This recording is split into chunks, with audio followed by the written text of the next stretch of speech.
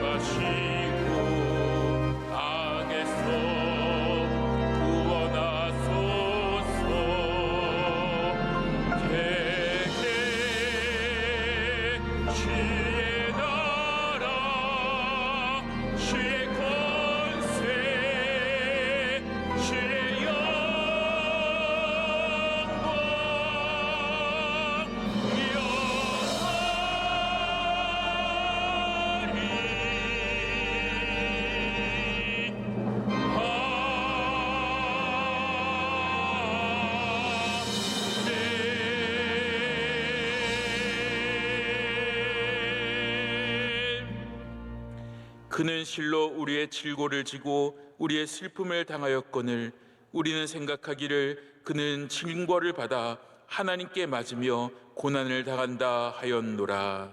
아멘.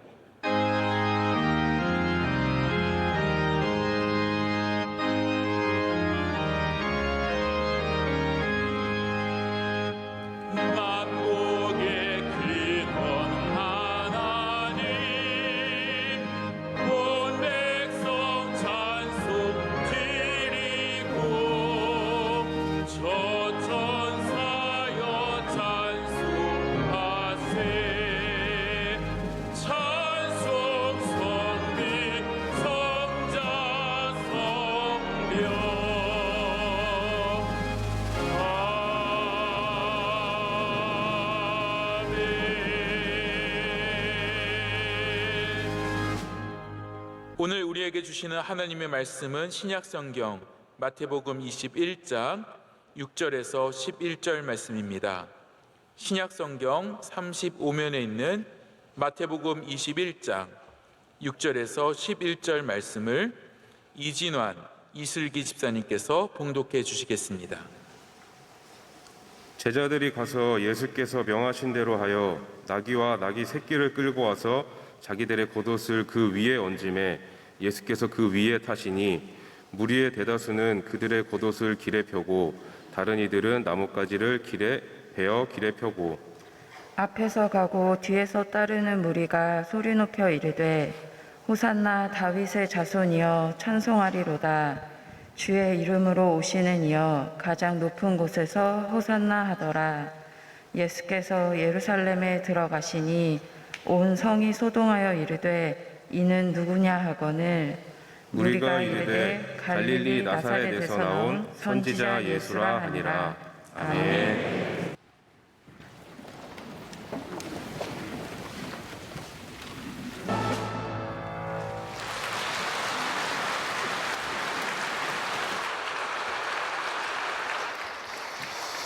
네, 지금부터 우리 성찬식을 하도록 하겠습니다. 먼저 찬송가 144장 예수 나를 위하여 1절과 2절을 찬양하시겠습니다.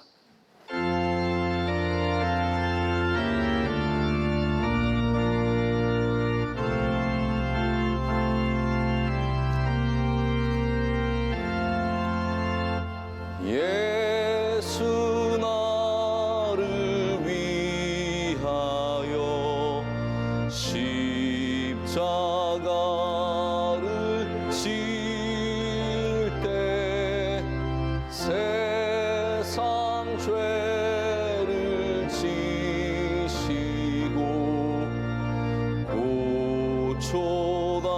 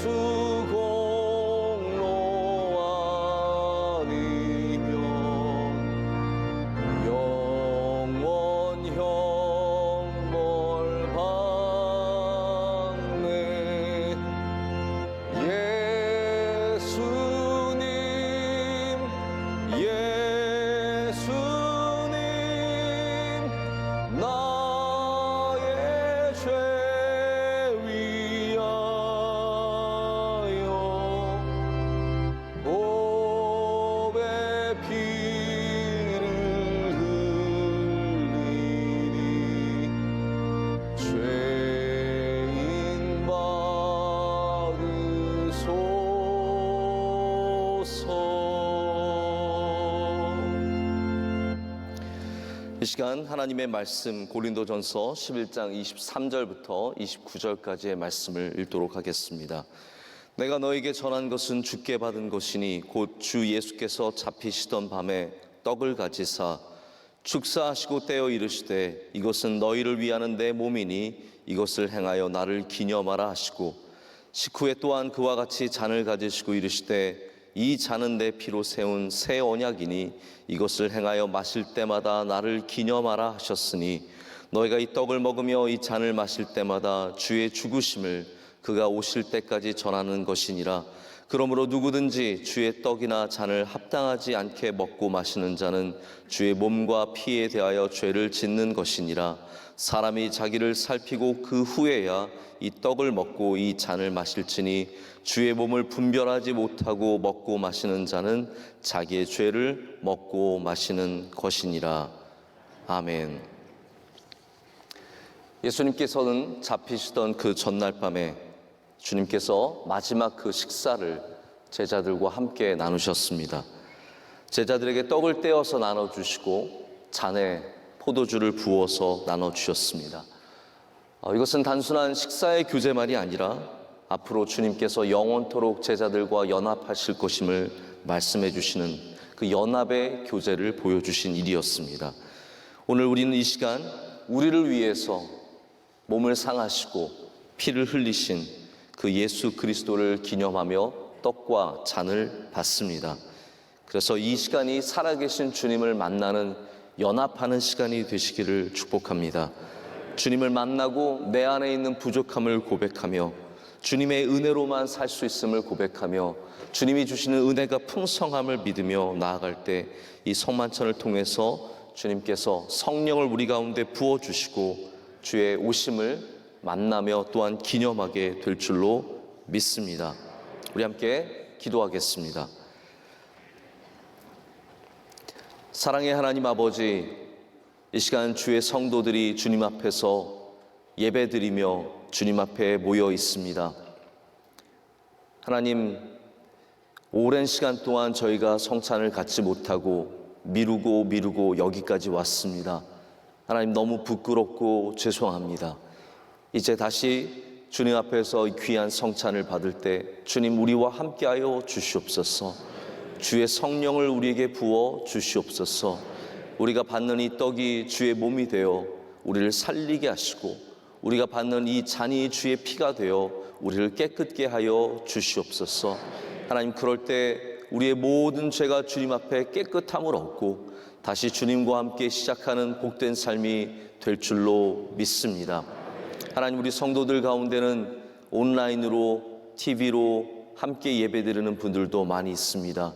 이 시간 그분들이 함께 성찬에 참여하지 못하지만 하나님께서 그분 가정들과 그들의 삶 가운데도 임하여 주셔서 성령의 충만함을 주시며 능력으로 함께 하실 줄로 믿습니다. 성찬의 처음부터 끝까지 우리가 서둘지 않고 하나님 이 시간을 귀하게 여기며 또한 하나님 앞에 아름답게 보내게 하여 주시옵소서. 이 모든 것을 주님께 감사로 아뢰옵고 지금도 우리와 함께 하시는 예수 그리스도의 이름으로 간절히 기도드립니다. 아멘. 예수님께서 떡을 가지시고 말씀하셨습니다. 이것은 너희를 위한 내 몸이니 너희는 이것을 행하여 나를 기념하라 말씀하셨습니다. 오늘 성찬식 가운데 나누는 떡은 이 세상의 떡이 아닙니다. 우리에게 오신 생명의 떡인 예수 그리스도입니다. 또한 그 떡이 우리를 살리기 위해서 찢어주셨고 나눠주셨습니다. 우리가 이 떡을 먹을 때 주님의 은혜와 주님의 몸이 우리와 함께 하십니다. 또한 예수님께서는 식후에 잔을 가지시고 따르시며 제자들에게 말씀하셨습니다. 이 잔은 내 피로 세운 새 언약이니 이것을 행하여 마실 때마다 나를 기념하라 하셨습니다. 주님은 잔을 나누어 주시면서 이 잔을 통해서 너희의 죄와 많은 사람들의 죄가 사해질 것이다 하셨습니다. 오늘 이 시간 주님의 피가 바로 이 주님의 잔이 우리 안에 들어올 때 주님 앞에서 우리 가지고 있는 수많은 연약함과 부족함들, 우리의 죄가 다 씻겨 나갈 줄로 믿습니다. 이제 우리 성도들께서도 먼저 필름을 열어주시고 잠시 기도하시고 그리고 주의 몸을 받으시기를 바랍니다.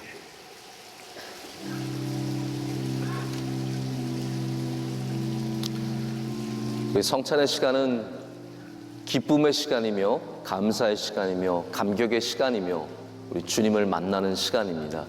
오랫동안 해오지 못했던 이 성찬을 받으시면서 여러분들 안에 주 예수 그리스도의 은혜가 흘러 들어가며 그 감격이 오늘 함께 있기를 바랍니다.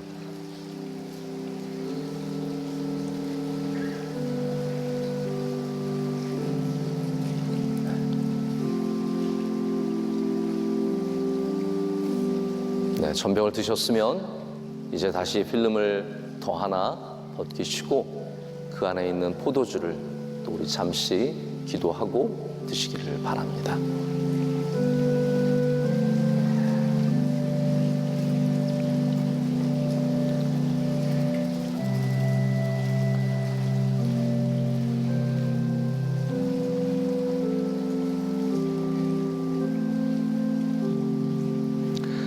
다 드신 분들은 잠시 기도하는 시간을 갖도록 하겠습니다.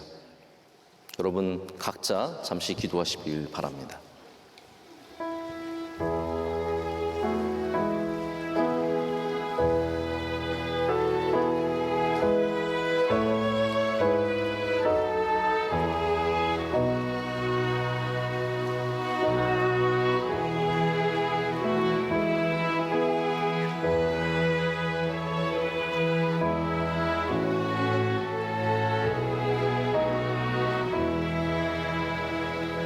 함께 기도하겠습니다. 하나님 아버지 감사합니다.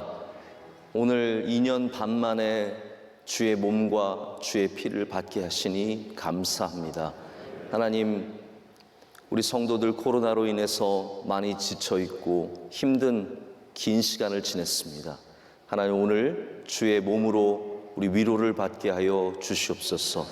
다시 회복으로 나아가게 하여 주시옵소서. 성만찬을 더 마음껏 할 수 있는 날이 속히 오게 하여 주시오며 우리 그때까지 주의 몸을 더 사모하며 주의 피를 더 귀하게 여기며 우리 모든 성찬마다 은혜 받는 시간이 되게 하여 주시옵소서. 하나님, 우리의 연약함을 주님께 고백합니다.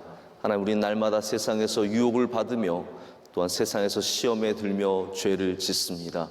불쌍히 여겨주시고 고쳐주시고 바꿔주시며 주님 모든 죄를 깨끗이 씻어 주시옵소서. 눈과 같이 하게 하시고 양털과 같이 하게 하셔서 하나님 모든 성도들이 성찬을 통해서 새로운 시작을 갖게 하여 주시옵소서. 수고하고 애쓴 모든 성찬위원들과 준비하신 분들에게 은혜를 더하여 주시오며 성찬의 은혜가 우리 삶 가운데 머물러 있게 하여 주시옵소서. 예수님의 이름으로 기도드립니다. 아멘. 예수님께서는 제자들과 성찬을 마치시고 그들과 함께 찬송하며 또한 기도하러 나아가셨습니다. 우리가 이제 성찬에 참여한 후로는 우리 예수 그리스도의 제자들과 같이 기도하며 찬양하며 세상으로 나아가야 합니다. 세상에 나아가셔서도 우리 주님의 몸과 피를 얻은 주님의 제자들로서 십자가를 지고 주님을 따라가는 복된 삶을 살아가시기를 축복합니다. 모든 것을 하나님께 감사드리며 성찬식을 마쳤습니다. 이제 말씀으로 은혜 받는 시간입니다. 담임 목사님께서 예수님을 맞이하는 영적 자세라는 제아의 말씀으로 말씀을 증거해 주실 때에 큰 은혜의 시간이 될 줄로 믿습니다. 오늘 종료주일을 맞아서 하나님의 말씀을 나누도록 하겠습니다. 이제 교회를 우리가 오래 다니다 보면은 이 사순절의 마지막 즈음에 우리 감정적으로 약간 헷갈리는 부분들이 있습니다. 왜냐하면 이제 당장 내일부터는 고난 주간입니다.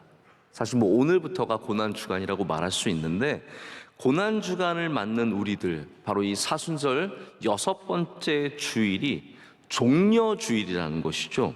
왜냐하면 여러분, 종료주의를 어떻게 생각하십니까? 기쁨이 있는 날이잖아요. 할렐루야.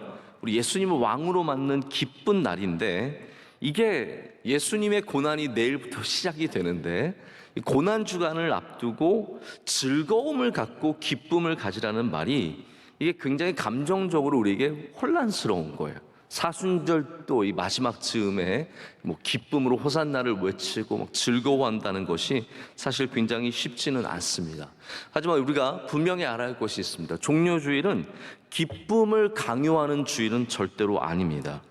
종료주일은 오히려 예수님의 왕되심을 기억하는 주일입니다. 예수님의 왕되심을 기념하는 주일입니다. 그래서 만약 우리가 진정으로 예수 그리스도를 우리의 왕으로 영접하게 되고 맞아들이게 되면은 우리 안에서 저절로 흘러나오는 기쁨을 맛보게 됩니다. 그래서 종료주일에 억지로 기뻐하실 것 없습니다. 그러나 만약에 여러분이 오늘 종료주일을 맞아서 예수님을 나의 왕으로 모신다면 그 안에 하나님이 주시는 기쁨, 이 아주 신비한 역설적인 기쁨이 그 안에 있게 될 줄로 믿습니다. 그러한 사람들은 어떠한 상황이 와도 흔들리지 않고 호산나를 외치게 되고 다윗의 자손을 외치게 되고 주님을 그리스도라 고백하게 됩니다. 여러분, 제가 나중에 이제 맨 끝에도 말씀을 드리겠지만 많은 사람들의 태도가 바뀌게 됩니다. 호산나를 외치던 사람들이 주님을 죽이라고 하게 된 것은 우리의 삶이 그렇게 쉽게 일관성을 갖지 못하기 때문이거든요. 왜 그렇겠습니까? 왕인 줄 알았는데 왕이 아니라고 생각했기 때문이거든요. 여러분, 우리의 신앙은 어떻습니까? 한번 예수 그리스도를 왕으로 고백하고 왕으로 모셨으면 영원토록 왕으로 모셔야 합니다. 그런데 내 마음에 좀 들지 않으면 왕의 자리에서 끌어내리는 거죠.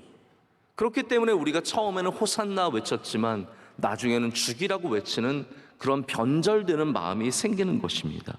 그렇기 때문에 오늘 우리가 종료주일을 맞아서 이 시간 다짐해야 할 것은 내가 주님을 영원토록 왕으로 삼겠습니다.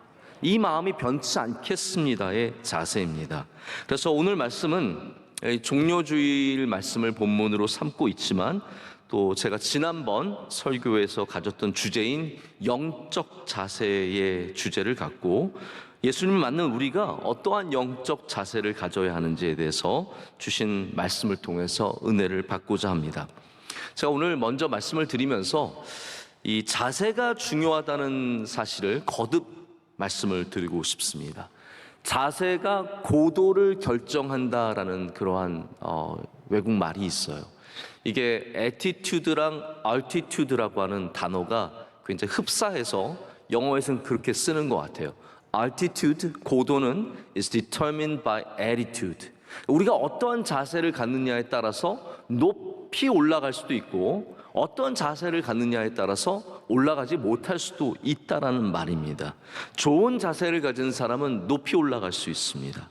하지만 자세가 좋지 않으면 아무리 좋은 자원을 갖고 있고 많은 능력을 갖고 있어도 결코 높이 날아오를 수 없습니다. 여러분, 보통 우리가 자세라고 말할 때는 육체적인 자세를 많이 이야기를 합니다. 이 육체적인 자세를 포스처라 그러죠. 포스처, 육체적인 자세. 운동할 때 자세가 중요하다는 거 굉장히 많이 듣는 얘기입니다. 앉을 때도 자세가 중요하다고 얘기를 합니다. 이 모든 것들이 육체적인 자세, 포스처를 말합니다. 여러분, 그러면 영적인 자세는 뭐라고 할까요? 영적인 자세는 포스처라기보다는 attitude, 바로 우리의 태도를 말합니다. 만약에 운동선수가 좋은 선수가 되려면 육적인 자세와 영적인 자세 그 둘 중에 무엇을 잘해야 좋은 선수가 되겠습니까? 우리가 생각하기에는 육적인 자세, 포스처만 잘하면 될 것 같지만 사실 그렇지 않습니다. 그 안에 태도, 이 attitude가 좋아야 훌륭한 선수가 될 수 있는 것이지 육체적인 자세만 잘 갖는다고 해서 절대로 성공할 수 없습니다. 이것이 운동에만 국한되는 것이 아니라 우리의 모든 영적인 삶에도 똑같이 적용이 됩니다. 우리가 정말 하나님 앞에서 귀하게 쓰임을 받으려면 영적인 자세까지도 함께 준비되어야 할 줄로 믿습니다. 그래서 오늘 첫 번째 드리고 싶은 말씀은 자세가 중요하다는 사실입니다. 자세가 중요합니다. 예수님께서도 태도를 중요하게 여기셨고 자세에 대한 칭찬을 많이 하셨던 것을 우리가 복음서에서 보게 됩니다. 복음서에서 예수님께 칭찬을 들었던 사람들 한번 기억해 보십시오. 그들의 자세가 남달랐습니다. 백부장이 주님 오실 필요가 없습니다. 저도 사람을 부리는 사람인데 말만 하면 사람들이 듣는데 주님 말씀만 하시면 제 하인이 나을 것을 믿습니다 라고 했을 때 예수님께서 그 자세를 기뻐하셨죠. 그래서 그를 칭찬하십니다. 이만한 믿음을 내가 이스라엘에서 본 적이 없다라고 말씀을 하시는 이런 칭찬이 예수님 입에서 나왔습니다. 왜 그렇습니까? 자세 때문입니다. 예수님을 따르던 한 여인이 몰래 예수님의 뒤에 가서 옷자락을 만졌습니다. 이 여인이 고침을 받은 사건에도 성경이 물론 당연히 예수님의 능력이 중요하고 다 중요하겠지만 성경이 무엇을 비춰주냐 하면 이 여인의 자세를 비춰줍니다. 간절히 예수님을 따라가며 예수님의 옷자락을 만지는 그 자세, 이게 귀하다는 것이고 이것을 통해서 이 여인이 구원을 받는 것을 우리에게 보여주고 있습니다. 실제로 자세는 우리의 삶에서 굉장히 중요한 도구입니다. 원론적인 사람들은 이렇게 얘기할 수도 있어요. 사람이 자기 일만 잘하면 됐지. 그렇게 열심히 자세, 태도 이런 게 중요하겠느냐? 근데 여러분, 사람은 기능으로만 지음을 받은 것이 절대로 아닙니다. 하나님께서 우리를 지으실 때 인간의 어떤 특별한 기능들, 기술들 이런 목적으로만 짓지 않으셨습니다. 하나님은 우리를 하나의 인격체로 지으셨죠. 우린 다 인격체입니다. 찬양대에 소프라노와 테너와 베이스, 알토 다 따로 있는데 여러분이 그냥 거기 기능으로만 있는 것은 절대로 아닙니다. 기능만으로 있는 것이 아니라 인격적인 존재로서 하나님을 찬양하는 도구로서 있습니다. 기능만 잘하면 되지. 그러면 여러분, 우리가 뭐하러 성도들 세웁니까?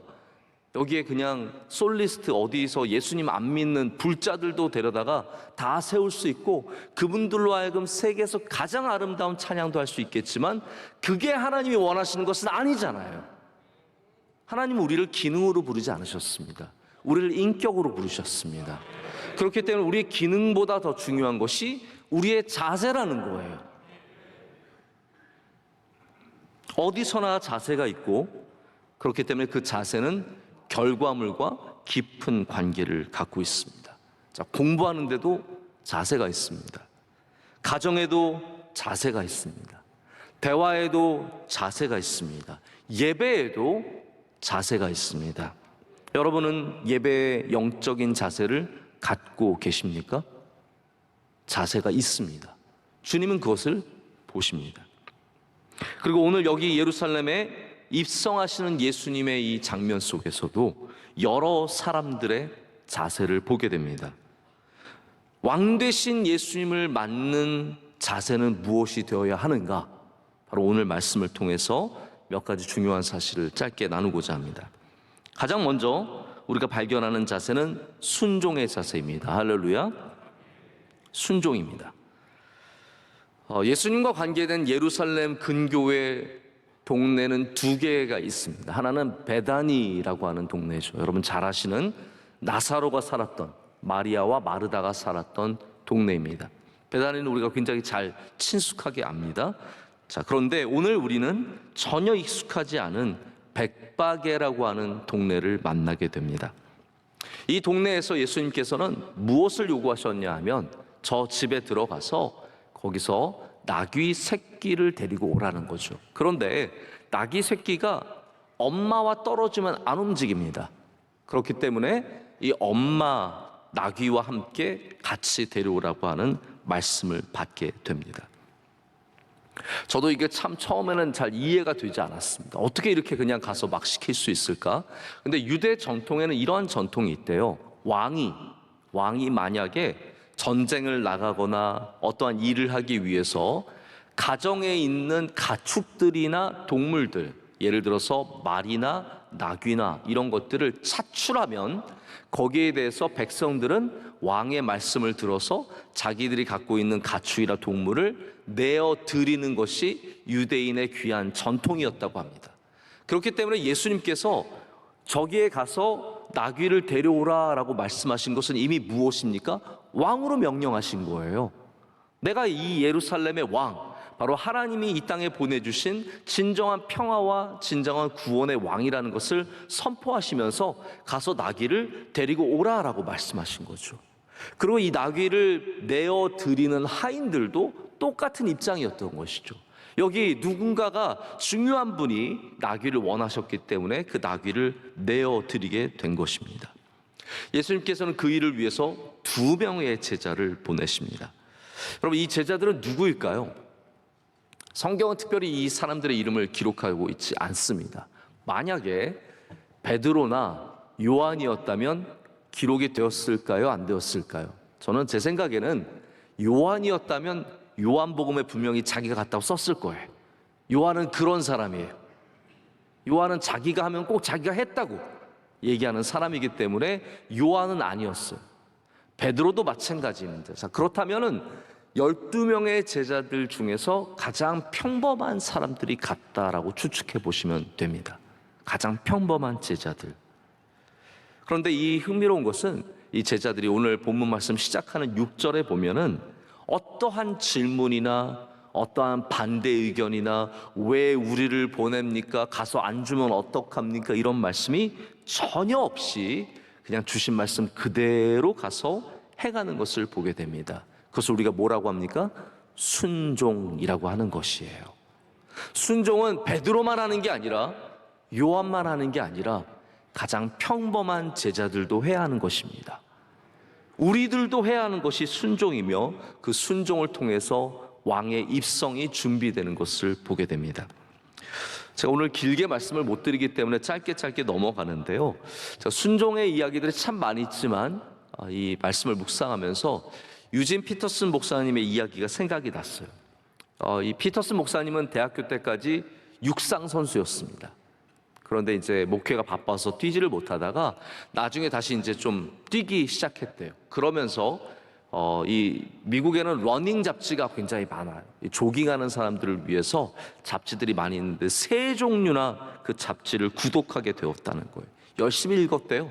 재밌게 읽고 열심히 읽었는데 그만 이분이 달리다가 다쳐서 한 몇 달을 뛰지 못하게 되었다고 합니다. 근데 뛰지 못하면서 자기가 발견한 것이 뭐냐면 그 잡지를 들여다보고 있지도 않다라는 거죠. 잡지가 와도 관심도 없고 잘 보게 되지도 않아서 가만히 계속 쌓아두게 되었다고 합니다. 그러다가 이제 병이 다 나아서 아픈 부분이 다 나와서 다시 조깅을 하게 되었는데 돌아오자마자 다시 그 잡지를 열기 시작했다는 거예요. 그것을 통해서 피터슨 목사님이 순종에 대해서 생각해 보게 되었다고 합니다. 그러니까 말씀도 우리가 하나님의 말씀을 따르고자 한다면 그 말씀의 능력이 달라진다라는 것이죠. 내가 말씀에 관심이 없는 것은 내가 하나님의 말씀을 순종하고자 하는 마음이 전혀 없기 때문이다라고 얘기를 합니다. 그래서 우리가 만약에 하나님의 말씀을 읽는다면 하나님 이 말씀이 무슨 의미예요? 라고 묻는 것보다 하나님 제가 이 말씀에 순종할 수 있을까요? 라고 질문하는 것이 훨씬 더 귀한 질문이라고 얘기를 합니다. 저도 그런 것 같습니다. 하나님 말씀을 읽다가 하나님 저는 이 말씀 도저히 이해가 잘 안 가고 무슨 말인지 잘 모르겠어요. 그것보다 하나님 제가 이 말씀을 순종할 수 있을까요?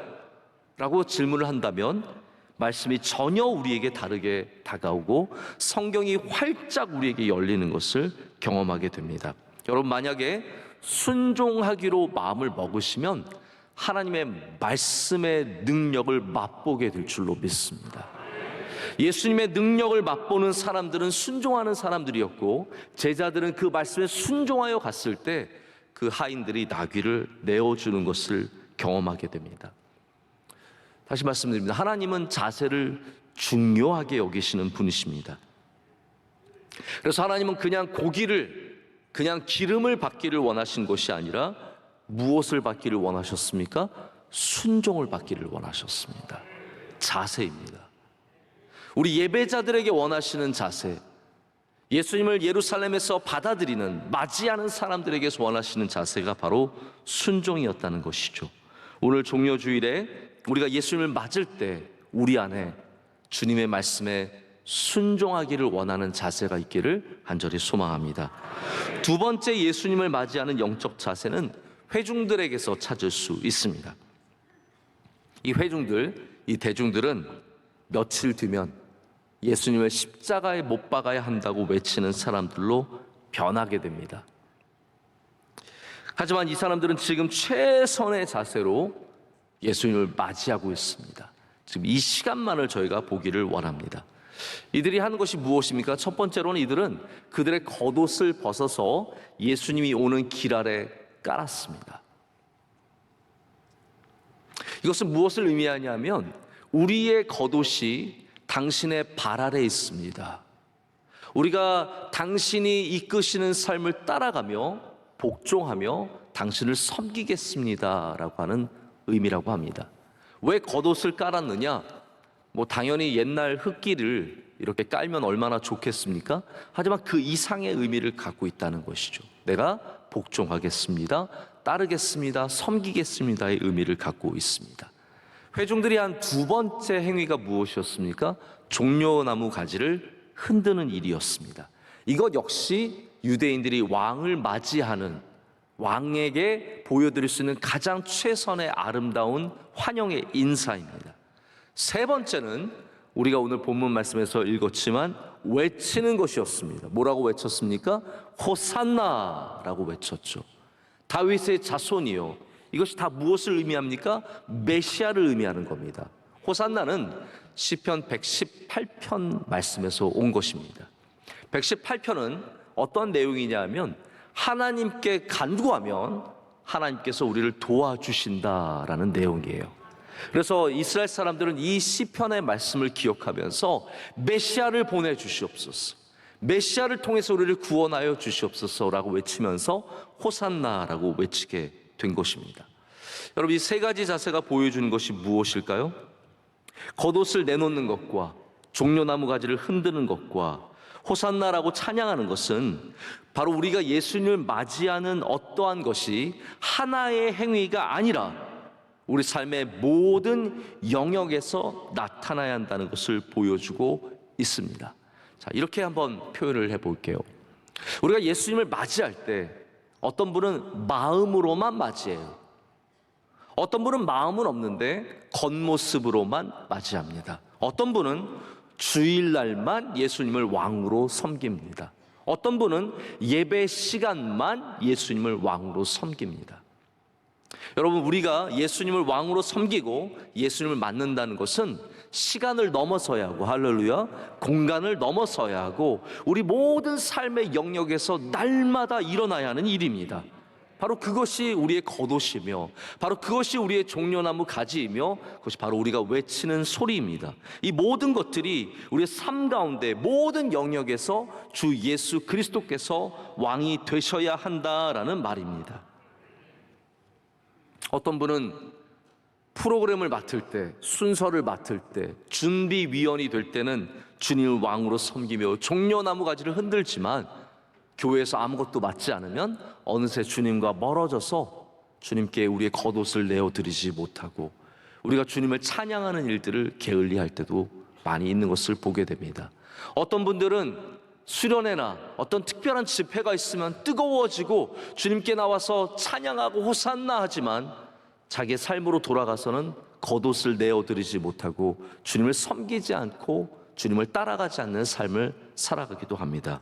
오늘 이 시간 예수 그리스도께서 우리의 왕이 되신다면, 할렐루야, 우리의 진정한 왕이 되신다면 우리의 모든 삶의 영역에서 월요일부터 주일까지, 할렐루야, 우리의 직장에서도 가정에서도 교회에서도 주님 우리의 왕이 되어야 하실 줄로 믿습니다. 제가 월요일에 쉰다는 얘기를 종종 드리는 것 같은데요, 사실 월요일에 쉬는 게 아닙니다. 가정 사역을 해보면 가정이 힘든가 교회가 힘든가 가끔 생각해 볼 때가 있습니다. 차라리 사무실에 있으면 내가 혼자 있기라도 해서 좀 쉴 텐데 3명의 아이들이 달려들고 집에 있다 보면 사실 피곤한 일들이 있는데요, 제가 월요일에 쉬지만 그렇다고 해서 제가 월요일에 세상의 사람으로 세상의 가치로 주님을 떠나서 살아간다는 말은 결코 아닙니다. 어떤 분들은 휴가 가면 예수님으로부터도 휴가 가시는 분들도 있더라고요. 같이 가는 거예요. 휴가가 그냥 단순히 어디로 가는 게 아니라 주님을 저 잠시 주님을 떠나겠습니다. 여러분, 우리의 모든 삶의 자리에서 날마다 주님을 왕으로 섬겨야 할 줄로 믿습니다. 그것이 겉옷이며 그것이 종려나무 가지이며 그것이 호산나라는 말입니다. 우리 가운데 기쁨의 자세가 필요합니다. 우리가 정말로 예수님을 왕으로 섬기게 되면 나의 왕으로 인해서 기뻐하게 됩니다. 바로 그 기쁨 때문에 나의 겉옷을, 그러니까 이게 강요된 게 아니에요.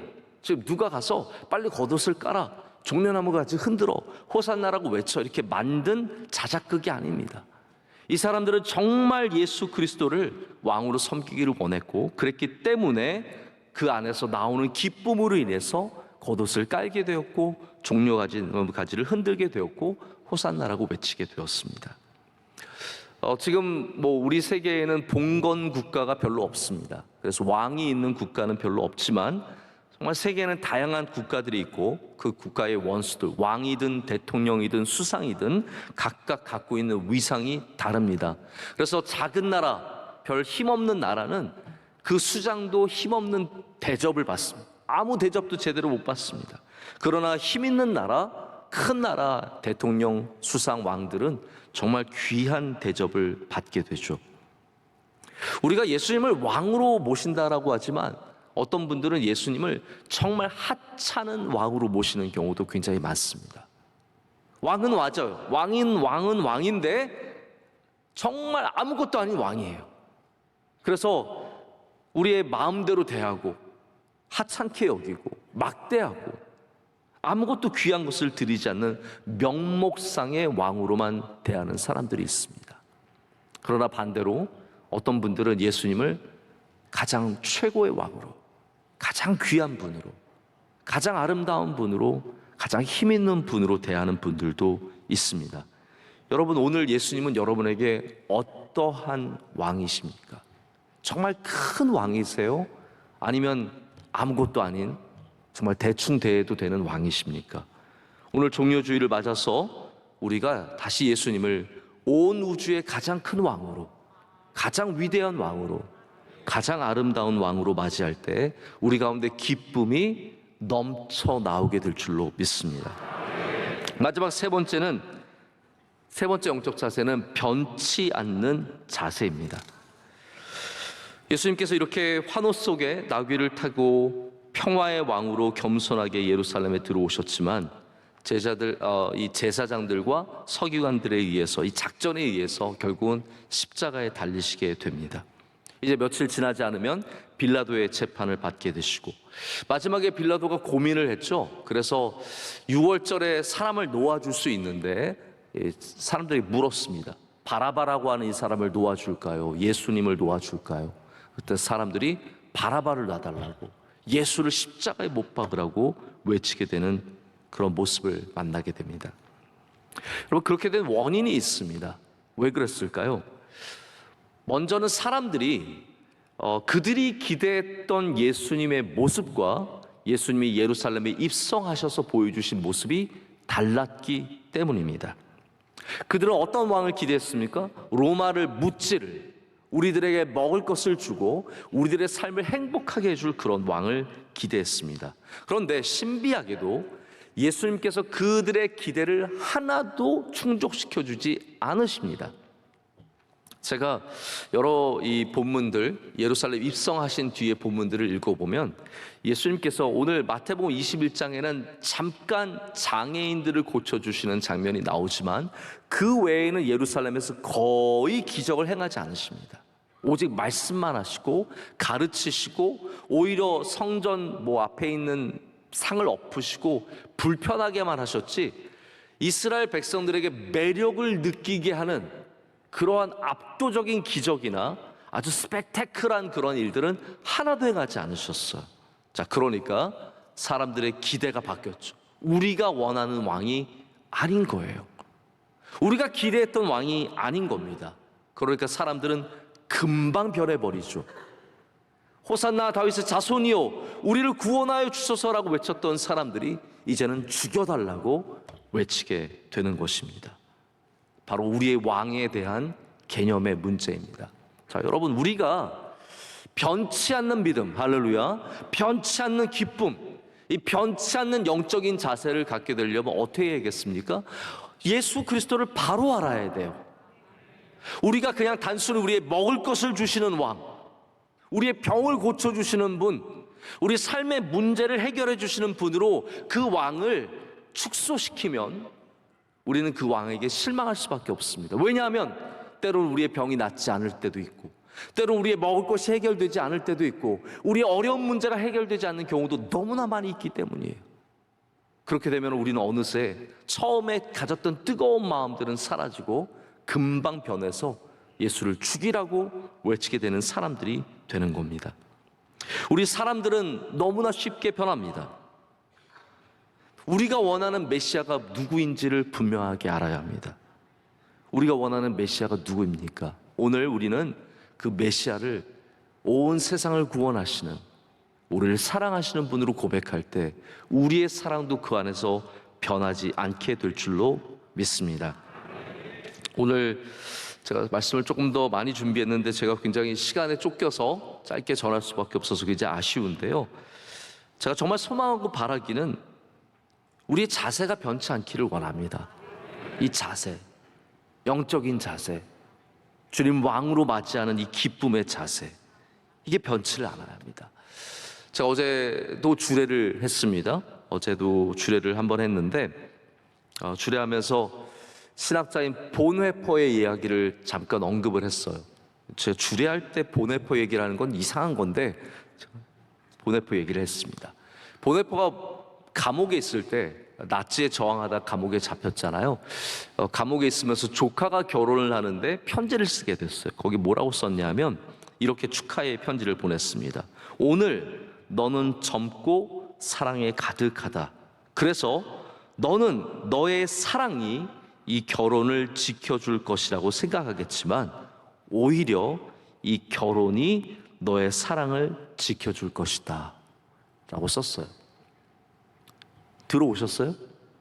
이게 머리로 들어오셨습니까?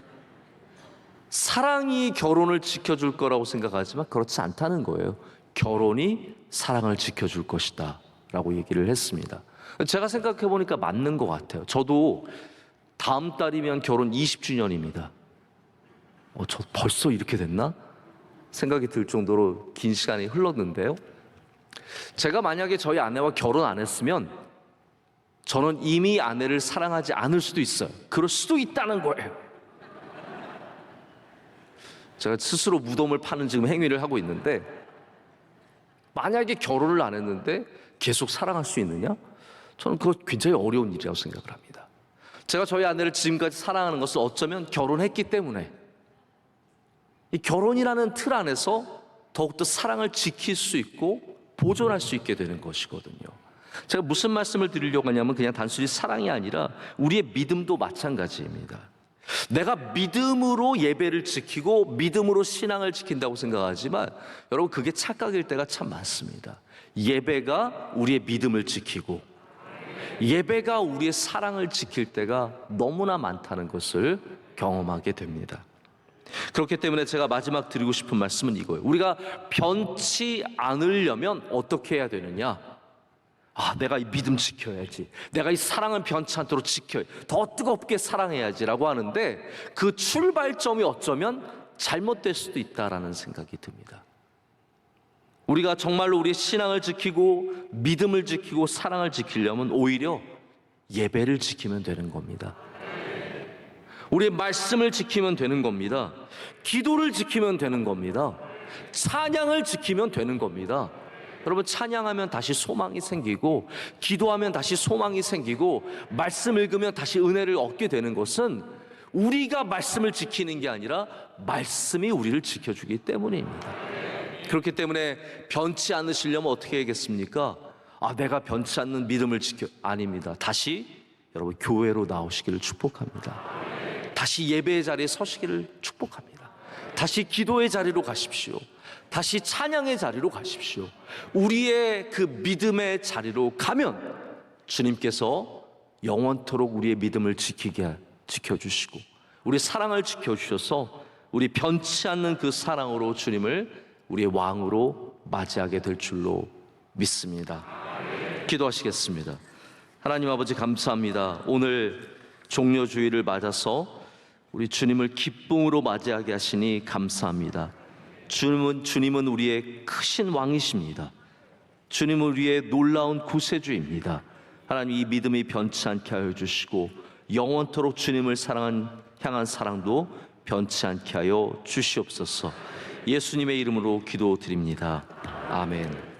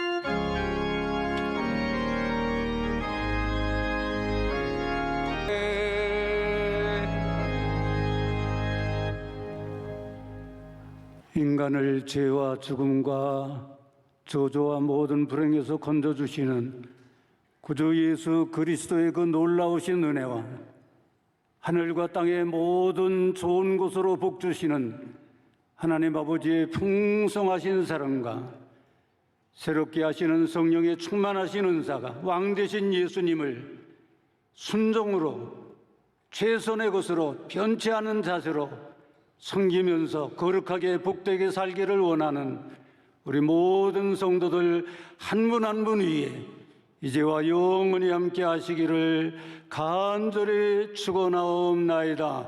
아멘.